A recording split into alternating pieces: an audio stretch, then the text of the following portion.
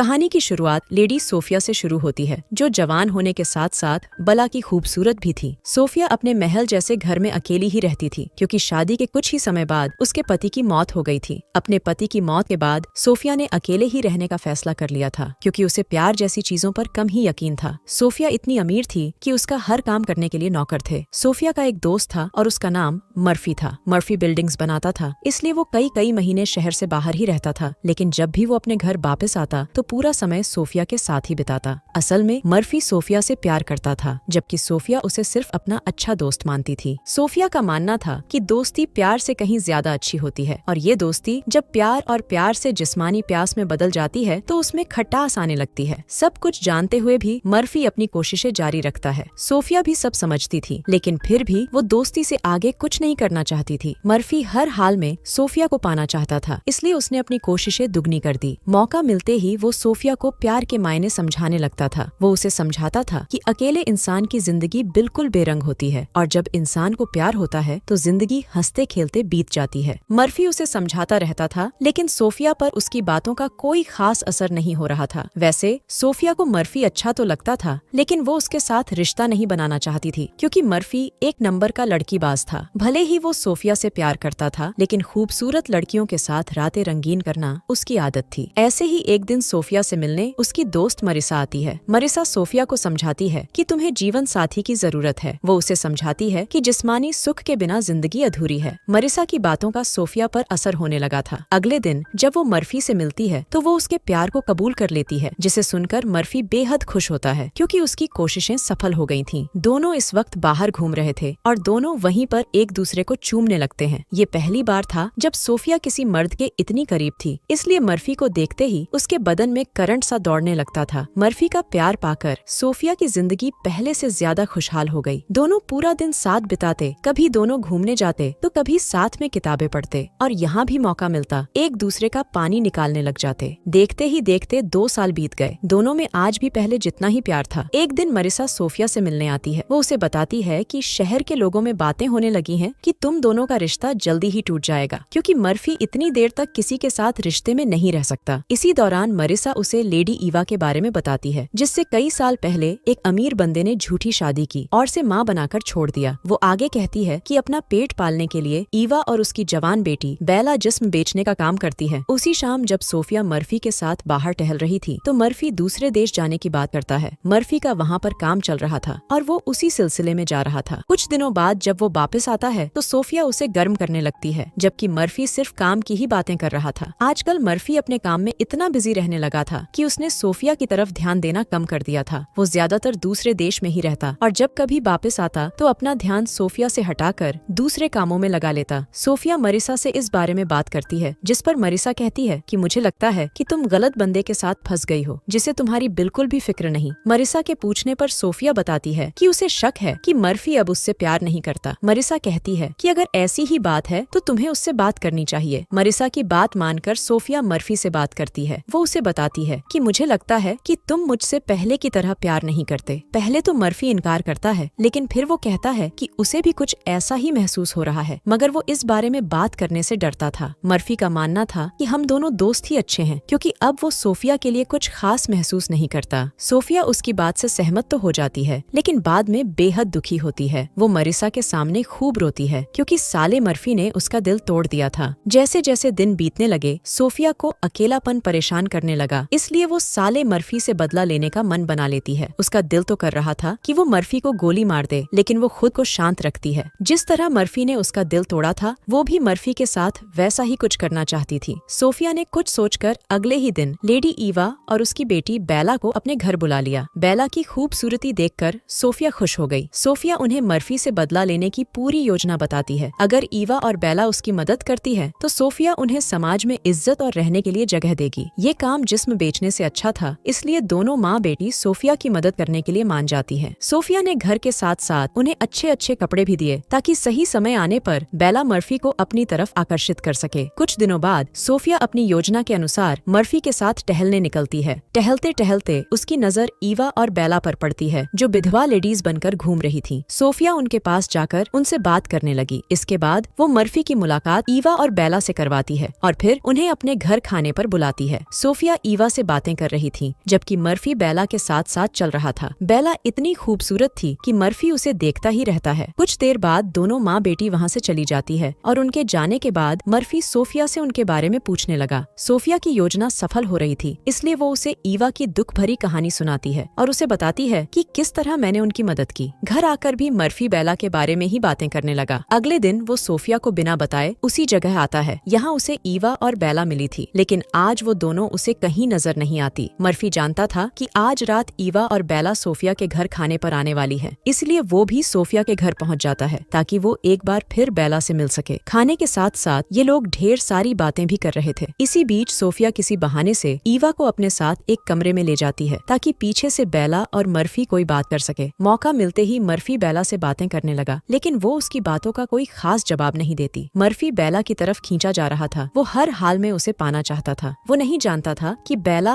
और उसकी माँ कहाँ रहती है, इसलिए वो कई बंदों को उन्हें खोजने के काम पर लगा देता है। काफी कोशिशों के बाद एक दिन एक बंदे को बेला नजर आ जाती है जो एक चर्च में प्रार्थना कर रही थी। जल्दी ही मर्फी भी वहाँ पहुँच गया और उनका पीछा करने लगा ताकि वो बेला के घर का पता जान सके। देखते ही देखते मर्फी उस जगह अक्सर ही नजर आने लगा। यहाँ ईवा और उसकी बेटी रहती थी। वो जानबूझकर उनसे टकराने का नाटक करता, जबकि ईवा और बेला उसे अनदेखा करने का नाटक करती थी। असल में ये सब कुछ सोफिया की योजना का हिस्सा था। एक दिन हिम्मत कर वो बेला के लिए एक खत भेजता है और ईवा वो खत सोफिया को दे देती है। इस खत में मर्फी ने बेला के लिए अपने प्यार के बारे में लिखा था, जिसे पढ़कर सोफिया को बेहद बुरा लगता है। उसे साले मर्फी पर गुस्सा तो बहुत आ रहा था, लेकिन वो खुश भी थी क्योंकि उसकी योजना काम कर रही थी। इसके बाद मर्फी बेला को खत के साथ साथ एक हार तोहफे में देता है। ईवा हार रखना चाहती थी क्योंकि इससे उनकी माली हालत सुधर सकती थी, लेकिन सोफिया उसे हार वापस करने को कहती है। सोफिया उसे समझाती है कि अगर तुम दोनों ने मेरा साथ दिया तो तुम्हें इससे कहीं ज्यादा मिल सकता है। सोफिया मर्फी से कहती है कि ईवा ने मुझे बताया है कि तुम उन्हें परेशान कर रहे हो, हर जगह उनका पीछा कर रहे हो। ये सुनकर वो पहले सोफिया से माफी मांगता है और फिर ईवा के घर महंगे तोहफे भेजकर उनसे भी माफी मांगता है, मगर सोफिया के कहने पर ये तोहफे भी मर्फी को वापस कर दिए गए। अपनी कोशिशें असफल होती देख मर्फी बेहद दुखी हो गया। बेला के लिए उसका जुनून बढ़ने लगा था। वो हर वक्त उसके ही ख्यालों में खोया रहता था, इसलिए वो सोफिया से कहता है कि मैं बेला से शादी करना चाहता हूँ और इस काम में मुझे तुम्हारी मदद चाहिए। सोफिया उसकी मदद करने का वादा करती है। देखते ही देखते मर्फी और बेला की शादी हो गई। बेला को पाकर मर्फी बेहद खुश नजर आ रहा था, जबकि बेला की माँ मर्फी के महंगे तोहफे देखकर खुश हो रही थी। सभी खुश थे, मगर बेला उदास नजर आ रही थी क्योंकि मर्फी उसकी सच्चाई नहीं जानता था। रात होते ही मर्फी बेला के करीब आने लगता है और फिर धीरे धीरे से उसकी गुफा में धमाके करता है। अगली सुबह सोफिया मर्फी और बेला से मिलने आती है। वो मर्फी को शादी का खास तोहफा देना चाहती थी और इसलिए वो मर्फी और बेला को अपने साथ आने को कहती है। ईवा भी इनके साथ ही थी। देखते ही देखते सोफिया की घोड़ा गाड़ी उसी जगह आकर रुक गई। यहाँ बेला और ईवा पैसे लेकर बंदों की गर्मी शांत करती थी। मर्फी यहाँ आने का कारण पूछता है तो सोफिया उसे सब बता देती है। मर्फी को उसकी बात पर यकीन नहीं होता, इसलिए वो बेला से इस बारे में पूछता है और बेला भी उसे अपनी सच्चाई बता देती है क्योंकि वो उससे और झूठ नहीं बोल सकती थी। बेला की सच्चाई जानकर मर्फी बेहद हैरान होता है। सोफिया उसे बताती है कि ये सब मेरी ही योजना थी। बेला ने मेरे ही कहने पर तुम्हें अपने जाल में फंसाया था। तुमने मेरा दिल तोड़ा था, इसीलिए मैं तुम्हारा दिल तोड़कर तुमसे बदला लेना चाहती थी। मैंने तुम्हारे लिए वैसी ही बीवी चुनी जैसे तुम खुद हो। पूरा सच जानकर मर्फी वहाँ से भाग जाता है। बेला उसे रोकने की कोशिश करती है, लेकिन वो उसे बुरा भला कहकर चला जाता है। रात को जब वो अपने घर के बाहर पहुँचता है तो उसे पता चलता है कि बेला ने खुद की जान लेने की कोशिश की है, लेकिन लोगों ने उसे बचा लिया। बेला जख्मी थी, इसलिए इलाज करने के लिए उसे घर के अंदर लाया गया। कुछ देर बाद जब वो होश में आई तो मर्फी उससे शांति से बात करता है। बेला कहती है कि मैं तुमसे सच में प्यार करने लगी हूँ। वो अपनी गलती के लिए उससे माफी भी मांगती है, जिसके बाद मर्फी भी उसे माफ कर देता है। वो समझ गया था कि बेला तो सिर्फ एक मोहरा थी जिसे सोफिया ने बदला लेने के लिए इस्तेमाल किया था। कहानी के आखिर में दोनों पति पत्नी खुशी खुशी रहने लगते हैं और इसी के साथ इस कहानी का यही अंत हो जाता है।